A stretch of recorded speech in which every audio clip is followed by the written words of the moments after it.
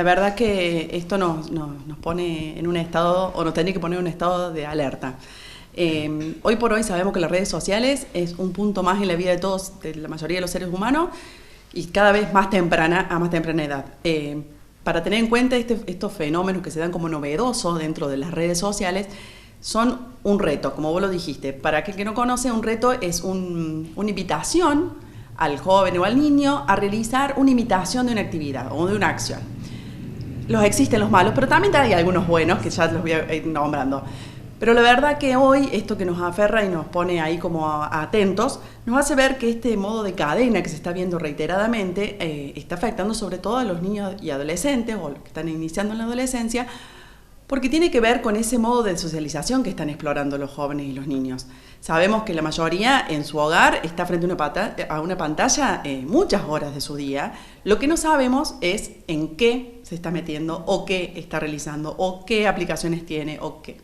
Digo, no sabemos la mayoría, porque también hay aplicaciones y puntos donde se puede controlar, por decirlo de una manera, la privacidad de algunos elementos. TikTok vi que ya tiene un punto ahí que uno puede, como papá, tener una conexión para ver qué tipos de videos les van apareciendo.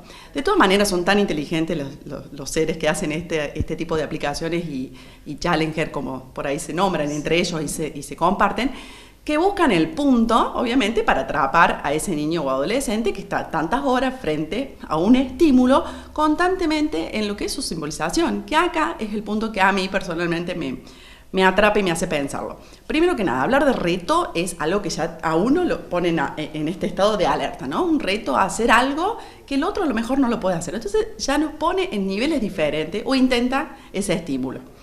Ese niño o adolescente que está frente a eso, y sobre todo esos niños que están en pleno proceso de autoconocimiento, con un nivel de autoestima ahí desvariada, por así decirlo, porque están en una construcción, pensémoslo en un niño ya de 11, 12 años, genera un proceso interno que hace que llame la atención, que hace que quiera participar y quiera entrar dentro de esa dinámica que ya podríamos relacionarlo con lo que sería un grupo de pertenencia. ¿Y por qué digo esto? Porque cuando vemos los niños, cómo entra el niño a la red virtual a través de los juegos. La mayoría de los niños a través de los juegos virtuales. Estos juegos virtuales que se generan a través de una realidad virtual, por supuesto, donde el niño tiene el control del 100%. Él genera su escenario, arma y desarma la ciudad, es protagonista, es soldado, es el que manda, es el que mata. Y bueno, son indicadores que van haciendo que ese niño cree una simbolización un tanto persuasiva a su interior, ¿no? Hoy por hoy estas redes sociales justamente buscan estos efectos tanto físicos y psíquicos, que es la parte que hoy tendríamos que estar un poquito más atentos. Les cuento que por ahí desde las ciencias sociales no hay muchos estudios actuales sobre estos tipos de efectos, si bien sabemos que desde el 2007, donde había comenzado aquel juego, si recuerdan ese animal de un color, sí, en Rusia, que fue uno de los juegos más que tenían que ver con esta etapa de lo autolesivo hacia uno mismo, fue el primero que nos puso en, existe esto, ¿qué está pasando? Que era, puntualmente, atentaba contra la vida de los seres que jugaban o las personas que se involucraban. También hay otros tipos de challenger que después se fueron dando, que tenían que ver con, por ejemplo, leemos en las redes reto de 21 días, por ahí, vieron que reiteradamente, que es una forma de que nos vayan metiendo en la cabeza a los que somos un poquito más grandes, pero a los niños eso no lo dimensionan, ¿no? En su simbolización es un reto más, y yo lo puedo hacer, y yo lo voy a hacer, pero en ese lo puedo hacer, cuando leía la nota de este caso particular de Córdoba, contaba que son dos nenas que lo hicieron juntas, que también es muy raro, por lo general, todos los juegos de Challenger, de autolesiones, lo hacen de manera individual, para no exponerse frente al otro, o bien lo hacen frente a una cámara para mostrar la evidencia de lo que hicieron. Y después esa la publican, más o menos. Esa es la dinámica que pretende. Una de las nenas, cuando empezó a sentirse mal, su alerta, por eso empecé con esta palabra, ¿no? Su alerta fue, no estoy bien. Entonces dejó el consumo de esas pastillas o ese método que tenía que seguir adelante. La otra nena, no, yo puedo y yo lo voy a hacer hasta el final. De todas maneras, es lo que estamos viviendo. Y nos sigue poniendo, o nos tiene que seguir poniendo en atención. A ver, ¿qué está haciendo mi niño con las redes? ¿Puedo controlar el celular de mi hijo? Vieron que tenemos derechos y tienen derechos nuestros niños y por ahí dicen que no. Y acá yo entro a un juego y lo charlo por ahí con adolescentes.